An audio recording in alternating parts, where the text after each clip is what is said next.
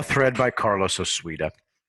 People want me to write threads, so here's one about something I know for a fact. To know this, you have to be informed, which I am. War Nurse tweets, on a side note, but still relevant, we know there are unanswered questions in regards to the sinking of the Titanic.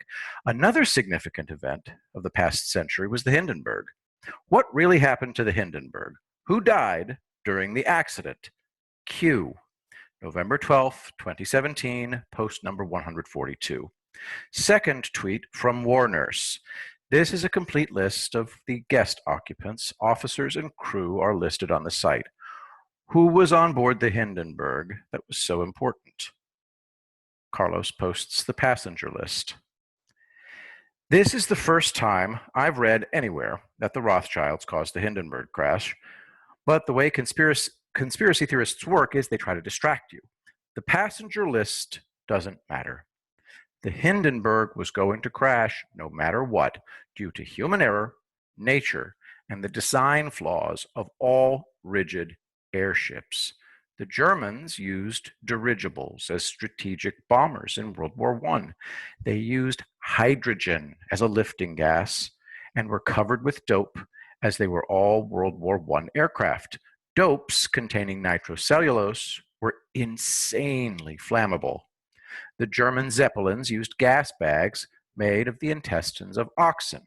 It's called goldbeater's skin.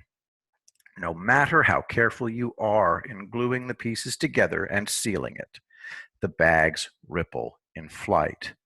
They can rub against the internal metal framework and spring leaks. Zeppelins could blow up if the crew generated static electricity. They wore felt boots.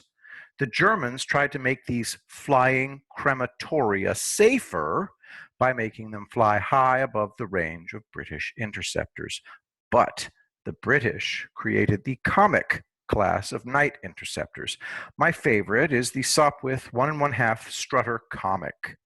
Believe it or not, that color makes it invisible at night. It's called NIVO, Night Invisible Varnish Orphanedness. It blended perfectly with the sky and the ground. These things ended the Zeppelin threat. Note the guns fixed to fire upward.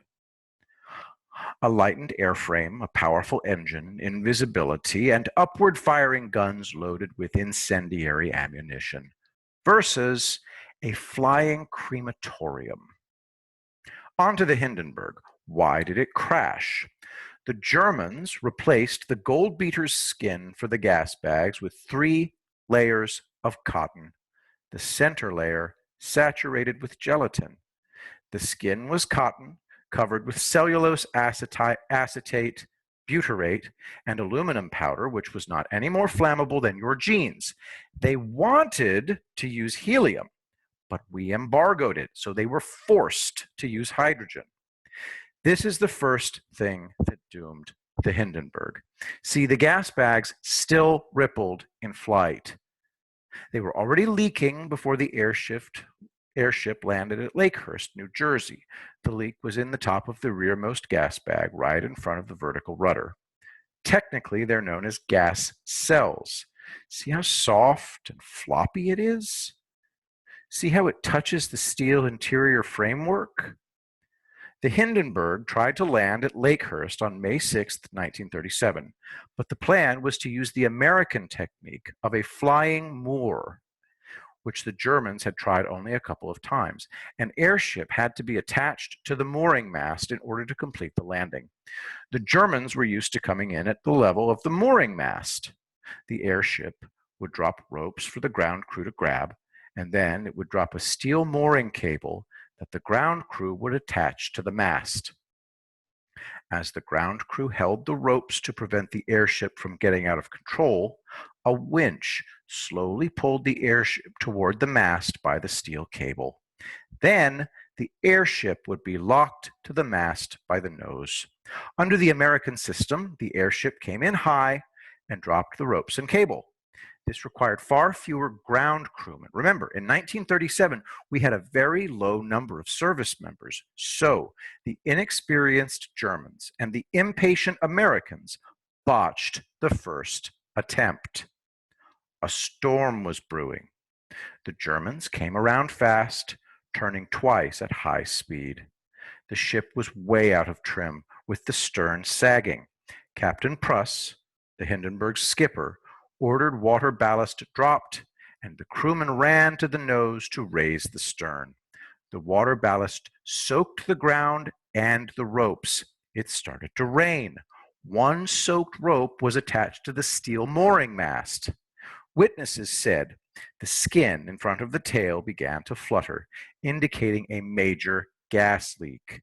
Since the air was highly electrified due to the imminent storm, and since the wet ropes grounded the Hindenburg, static electricity ran from the steel mooring mast through the conductive ropes and into the Hindenburg, causing the hydrogen leak to explode.